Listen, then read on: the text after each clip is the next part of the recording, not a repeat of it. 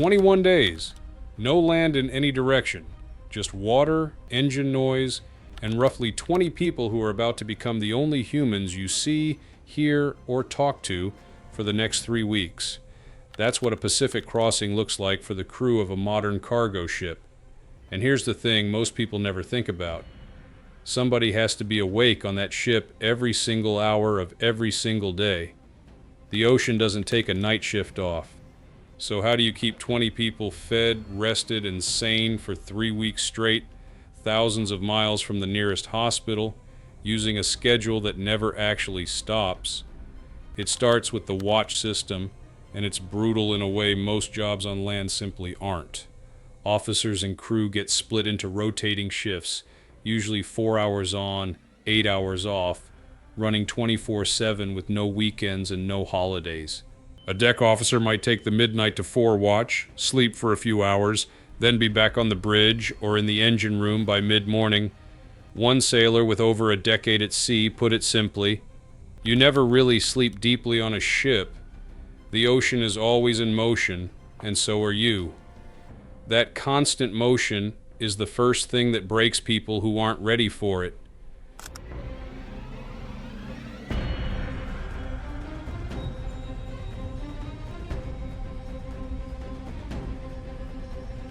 But the crew that's ready for it builds a rhythm around 3 fixed points in the day: breakfast, lunch, and dinner.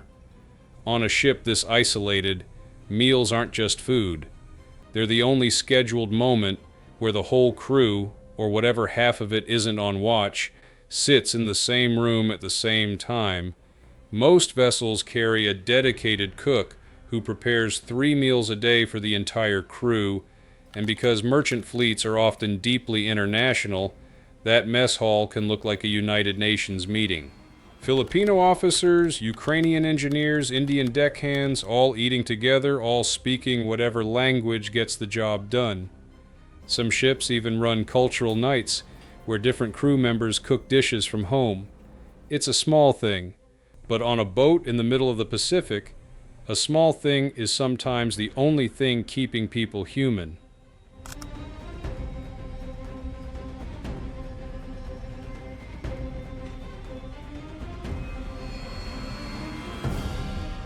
Sleep is where it gets harder to fake. With a rotating watch schedule, half the crew is trying to sleep during daylight while the ship vibrates, machinery hums, and footsteps echo through steel corridors. Cabins are insulated as well as they can be, but insulation can only do so much against a diesel engine the size of a house. Officers usually get their own cabin. Lower-ranking crew often share. Either way, you learn to sleep through noise that would keep most people awake for a week because you have no other option. Your next watch starts in 8 hours, whether you're rested or not, and that's before you factor in the isolation. This is the part that actually breaks people more than the schedule ever does. A crossing like this can run 3 weeks without touching land, and full contracts for merchant sailors often stretch anywhere from 3 to 9 months before they see home again.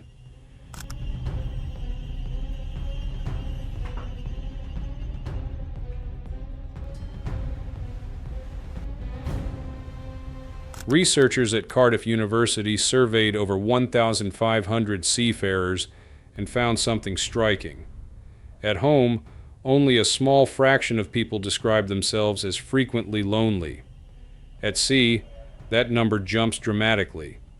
One seafarer interviewed for the study said it plainly: between the pressure, the workload, no days off, and being a gazillion miles from home with limited communication, what do you think is going to happen? What keeps a crew from cracking under that isn't heroics. It's structure and its small mercies. Satellite internet, when the ship has it, becomes the most valuable thing on board, more valuable than the cargo they're hauling. A 5-minute call home after a night watch can be the difference between a good week and a bad one. Common areas with a television, a small gym, sometimes a lounge with cards or a pool table, give people somewhere to exist that isn't their cabin or their post.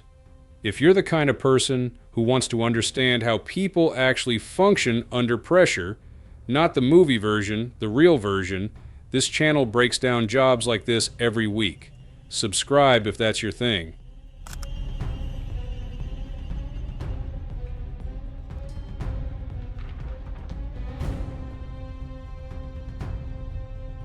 Because the part people usually get wrong about a 3-week crossing is this: the danger isn't usually the storm.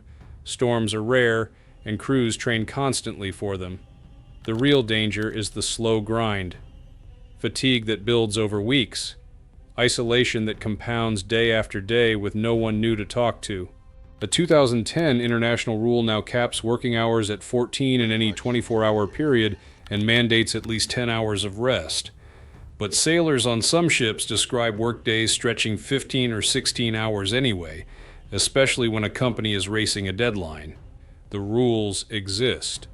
Enforcement, out in open water with no one watching, is a different story. So by the time that ship finally spots land again, after 3 weeks of 4-hour watches, shared meals, cramped cabins, and a satellite signal that comes and goes, the crew isn't just tired. They're a small, strange little society that built itself from nothing but routine and necessity, and in a few days, most of them will do it again.